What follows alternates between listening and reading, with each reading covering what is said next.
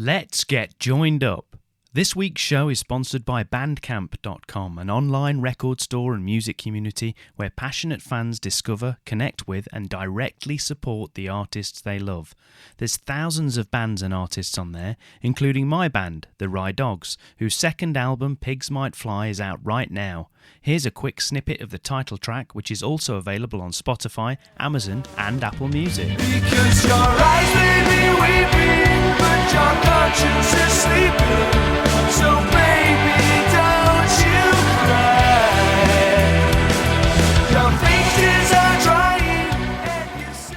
It's totally free to join Bandcamp, and as the Wry Dogs are brand new members, we're now looking to grow our fan base, so your support would be greatly appreciated. Just search the Wry Dogs, that's W-R-Y Dogs, and hit the follow button.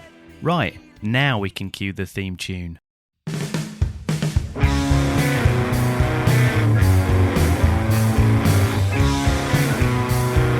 Joined up writing. Hello and welcome to the Joined Up Writing podcast, where a little procrastination can go a long way. I'm Wayne Kelly and it's episode 158 with just little old me this week. An extra bonus episode as I've had some rescheduling with interview recordings, and I thought I'd chat a little bit about critique groups, what they are, how to join or start one, what the benefits are, and some suggestions as to how you might run a critique session yourself. It's been a complete game changer for me over the years, and as I've just joined another great group, I thought it'd be a good time to talk about it. Before we get to that, I just wanted to say a massive heartfelt thank you to all the people that tweeted or emailed me after last week's show went out to check if I was okay. It was lovely and much appreciated. I'm genuinely feeling absolutely fine at the minute and have done since the day after I initially collapsed. I'm trying to arrange the MRI that the doctor said I need to just make sure there's nothing else going on. So I'm laying off heavy exercise at the minute, but other than that, I feel pretty good. So thanks to Ellie, Pat, Dan, Andy, Jim, and everyone else who got in touch. It means a lot. So what else has been going on? Well, if you listened to last week's show, you'll know that I'd submitted my first 3 chapters to a new critique group I've just joined, and I'm delighted to say I got loads of really helpful, constructive criticism along with a big dose of encouragement, and getting a sense that I'm doing an okay job of at least pretending I know what I'm doing, and people seem to be interested in my characters and how the story will develop. I know it sounds like a very silly thing to say, but every time I let someone new read my work, I still question whether I can actually write, let alone whether the characters, plot and everything else is okay. But as one of my mentors, Bead, told me yesterday, will you stop worrying about your writing? She's never questioned my writing and says I should just focus on the important things like sharpening the plot and deepening the characters. She's right, as usual. Everyone needs a Bead in their life. She's no nonsense and full of great advice. In fact, I interviewed her way back in episode 53, so you should go back in the archive and have a listen. Mentors are another huge part of your writing development, and I'm now thinking maybe I should do a future episode about that as well. Anyway, the point is the critique session and the comments I got were really helpful, and I'm even more fired up about cracking on with this new version of my book.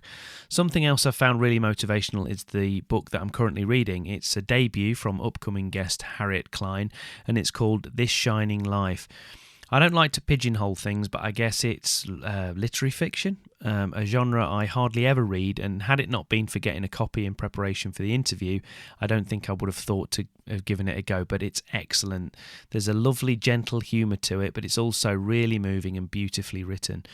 Obviously, it's a totally different genre to what I'm writing in, and yet the writing is so good that even as I'm reading it, it's making me want to get back to my own book and try that much harder. Aside from that, it's demonstrated to me yet again that I need to be a bit more open-minded about trying different genres when I'm reading.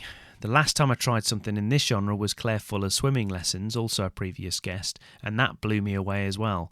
So genre authors often talk about there's a lot of snobbery towards crime and thriller and romance or whatever, but I think we can be just as bad with our reverse snobbery about literary fiction.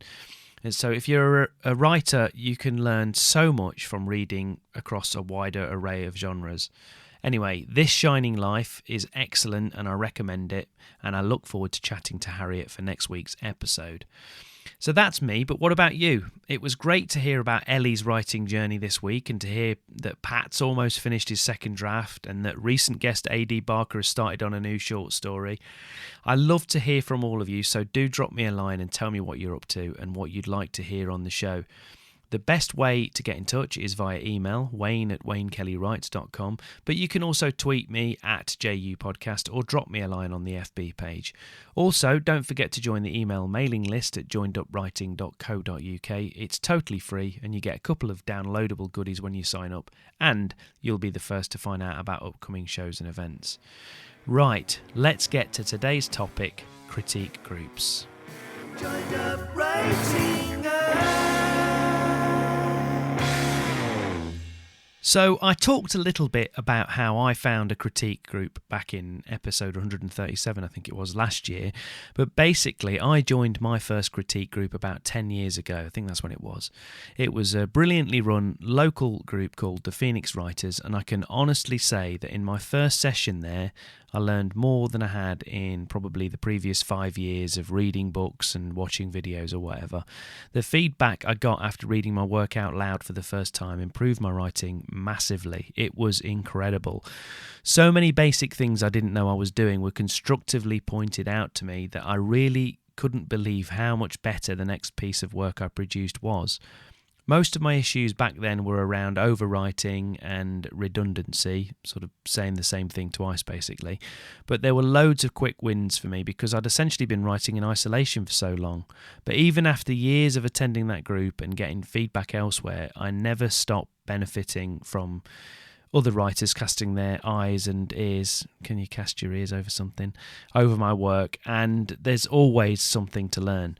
Now, I realise I was really lucky finding the Phoenix Writers in that it was a local group that met on Saturday mornings when I could actually attend. But it's worth doing some extensive Googling and asking around local creative groups to see if they know if there's anything running near you. But as recent events have shown us, online meetings are now all the rage anyway, so why not see if there are any online groups that you can join? That's what I've just done, having been lucky enough to be invited to a small group set up by Erica Waller. But failing that, start your own. But we'll come to that later. But what do we even mean when we talk about a critique group? Different groups work in different ways and want to achieve different things. Some are more like glorified book clubs, where people just want to share their work and discuss themes and story ideas or whatever, and that's fine. Other groups look at the more technical aspects and look at the craft of writing, almost offering line-by-line editing suggestions. Some groups don't actually meet at all, virtually or otherwise. They just simply share Word documents via email and make written comments and suggestions on the work. And that's fine and definitely helpful when you're learning your craft. But I still think it's good to hear it in person so that you can ask questions and follow up on anything you're not sure about. The group I'm in now is a bit of a hybrid, so each week a different member shares some of their work via email. People have a week to respond, making comments on the Word document or just giving more general feedback in an email. But then we meet on Zoom and have a discussion about it. It works really well, and you do get a better sense of how something is working or not. And members can debate amongst themselves about the points they disagree on as well. But the way that it worked at Phoenix Writers was that we met every week for 2 hours. Before the meeting, we emailed to say if we were attending and if we were going to bring a piece for critique.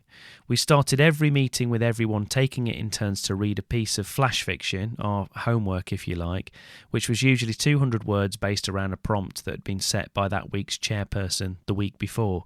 And it was a great way to warm up, and I loved the fact that it made me write a piece of flash fiction every week as well. Then we moved on to the main pieces, and because of the number of members and the limited time, we limited word counts to 1,500 words, and then you'd basically read your piece out to the group. And this was the first time that members were hearing it, and they made notes as they listened, and that in itself was actually a really good skill to master. And then after that, members would give their feedback to the writer, who would sit quietly and make notes.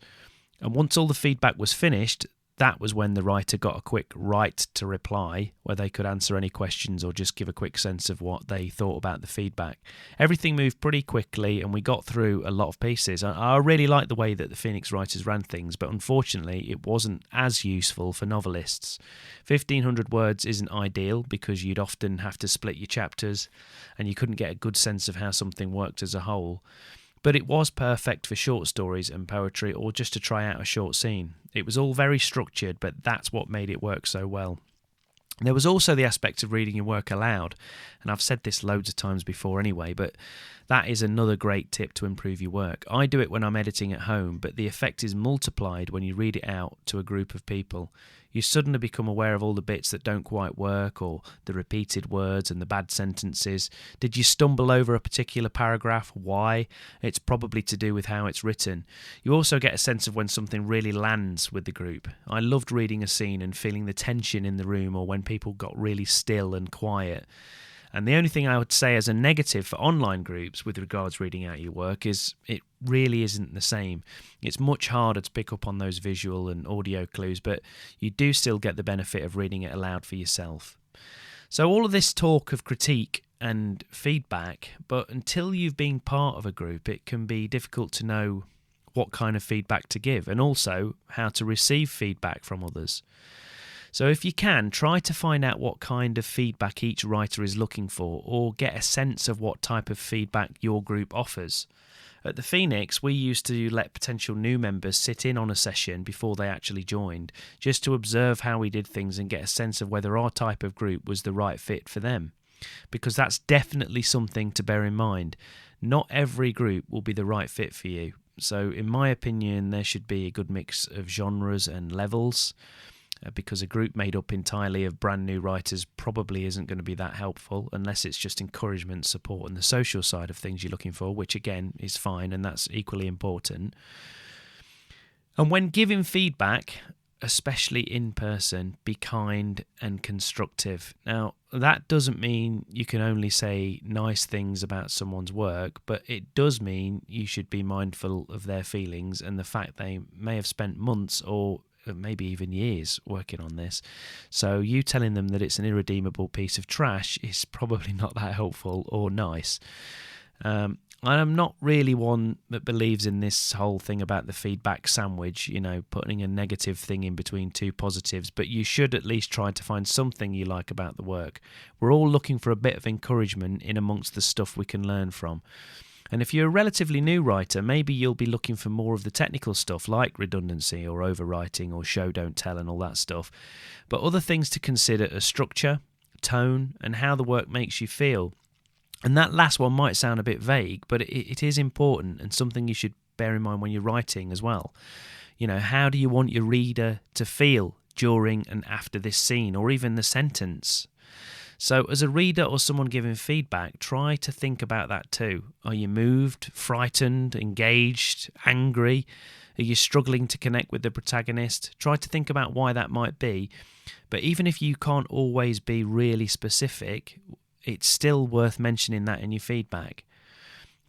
Because for me, when I receive that kind of vague, and it can even be contradictory sometimes, people disagree with each other, but when I get that kind of feedback, especially if it's from multiple people, it tells me that I need to revisit that scene or section because there's some kind of issue with it. It might not even be the issue the person giving the feedback thinks it is, but something isn't quite right. So don't be afraid to be vague as long as you're being honest, which is a good rule of thumb in general, even with positive comments. Please, please, please don't tell someone you think something is great if you really don't. It's counterproductive and it won't help them improve the work, because that should be the guiding ethos of any good critique group. We're all here to improve and to help each other improve. And that way the group just gets stronger and stronger. We'll all get better together. A good phrase I often use when I feel something isn't quite right is to literally say, I'm sorry, but this just didn't quite work for me because, and then go on to give them some kind of practical feedback as to why that might be. The important thing in that sentence is that it didn't work for me. And it's essential to remember that a lot of this stuff is personal and subjective, so don't try to present your opinion as fact. Something that really annoys me in day-to-day life anyway, as an aside, but... So you've tried to give your best to give helpful feedback, but then you're sitting there waiting to receive it. And, it can be nerve-wracking and a bit scary, but it can also be incredibly rewarding and can give you a buzz to hear other people discussing your characters and story, things maybe only you, the dog, and maybe one trusted reader have seen or heard before. And you'll hear things you instinctively know are right. You'll also hear or read feedback that you initially think is total poppycock. It doesn't matter. Listen to everything. Write it down anyway. Because there've been loads of times when in the moment someone has given me feedback that I completely disagree with. I'm literally thinking, what on earth are you talking about? But I write it down anyway. And there've been loads of times when later on, once I've processed everything and thought about it, I've realised they were actually spot on, or at least they were onto something. So don't discount anything in a knee-jerk fashion. When you get your chance to reply, be gracious.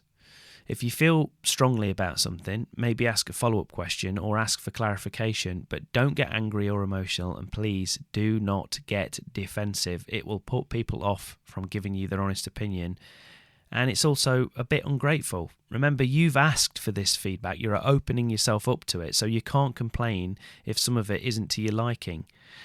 I can't remember who said it, but feedback is a gift, and like any gift, you can accept it and then throw it away when you get home or hide it in a cupboard or whatever. You don't need to tell the person who gave it to you that you don't like it. So just accept it. Thank them for giving up their precious time to read and think about something that you've written. That's a huge thing. Don't belittle it. Having said all that, don't just blindly accept every piece of feedback either and start making huge changes to your text straight away. Because as I've said, much of this stuff is subjective. Maybe Joan thinks your main character is pathetic, but they don't know what happens in the next chapter or what you've got in mind for later in the book. That's why you need to write it down. Let it sit. Think about it. Ask yourself if you agree with it, and then what the ramifications might be for your characters or your story. Sometimes even technical advice might not be right for you. If you're writing in first person, for example, and that's how you think the character thinks or speaks, maybe you want to leave that mistake in. Just be mindful. Try to look at all of the feedback as a whole. And that's why critique groups can be more helpful than one person reading your work. You get a range of opinions and input, and it can be easier to get an overall sense of where the problem lies, and also what's working as well. It's not all about the negative. And now you might be thinking, this all sounds great, Wayne, but there aren't any groups near me, and I can't find an online one either. Well, my answer to that is start your own. Have you got one or two writer friends you're in touch with? Ask them if they want to start something with you. Or why don't you put a call out on social media? You might be thinking you're not experienced enough as a writer to start your own group, but you can still set up and run the group as long as you get at least one writer who's got a few more words under the belt. Or alternatively, start a writing group specifically for new writers and learn together. Share new writing books, courses, videos, or podcasts between you, and get together and discuss those. Then start reading your work out loud and workshopping it or whatever. The worst that can happen is that you'll have met some other like-minded creatives, expanded your writing network, and made some new friends. There is literally no downside. My only other advice would be to spend some time at the beginning to lay down some kind of framework or discuss what you want to achieve with the group and how it might work.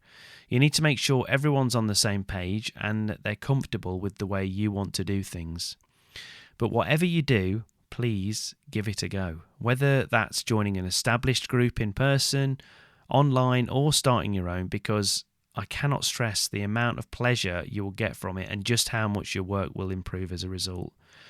And once you've done that, please, please, please tell me about it, because I want to hear about loads more of these groups springing up and how they've made a difference to you.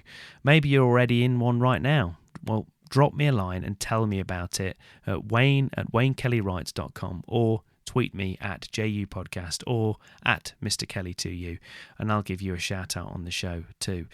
And also tell me about how your groups work, because I'm interested in that. Maybe you're listening to this and thinking, well, that's a load of old rubbish. Neither of those things that you've suggested in the ways of doing it work for us. Here's how we do it. Great. Tell me about it, because I'm always keen to learn new stuff. That's the whole point of this podcast and why I talk to people and reach out, and this whole thing about getting joined up. So there you go. So endeth my lecture on critique groups. It was short.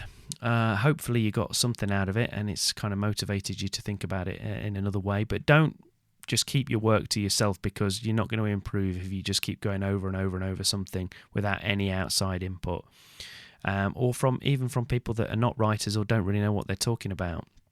You need to kind of get an idea from people who have done it and have got a little bit of experience. And I'm sure there's plenty of stuff that I've forgotten to talk about, or other tips I could have shared, so do let me know by getting in touch. Also, remember, you can find the entire back catalogue of interviews on the website, so make sure you subscribe at Apple Podcasts, Stitcher, Spotify, YouTube, Overcast, and wherever else you want to get your podcasts from, and then you can have the podcast downloaded automatically every week. Also, remember to leave us a nice rating and review on Apple Podcasts or wherever else. If it's YouTube, leave me a comment. If it's on Facebook, whatever. And because it really does help others to find the show. Or you could just recommend it to one or several of your friends, because that's the way I can grow the podcast, and that's what I'm trying to do. Now, as this is a pretty short episode, I couldn't possibly let you go without boring you for an extra 3 minutes with one of the songs from my second album with the Wry Dogs. This song is a simple little tune with an optimistic message about trying to stay positive. It's called You Never Know, and I won't be offended if you want to bail on the podcast before it starts. No? Still there? Okay. You asked for it, and remember to find the Wry Dogs on bandcamp.com, Spotify, Apple, and anywhere else you can stream or download music.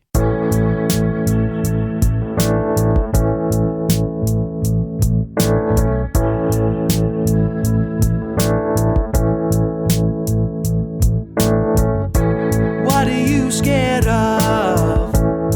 Is it the fear of being wrong, or of being right? And why do you listen to the dirty little voices that only come out at night?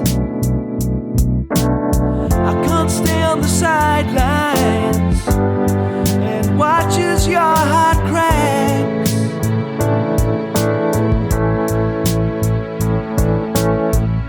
So turn around now, and I'll take that black dog from your back.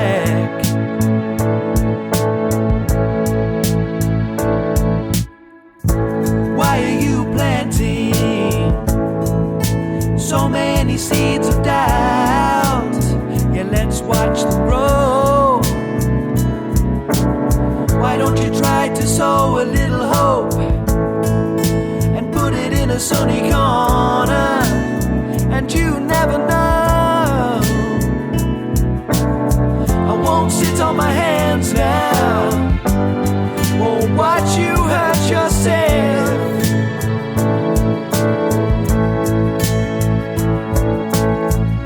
So reach a little further, I'm offering you my hand. As long as you're learning to let your feelings show,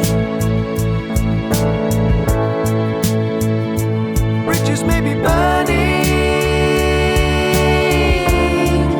but let forgiveness flow.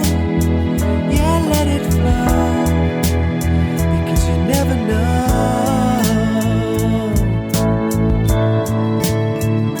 You never know.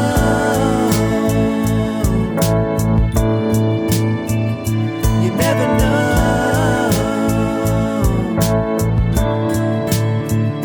You never know. Because you never know.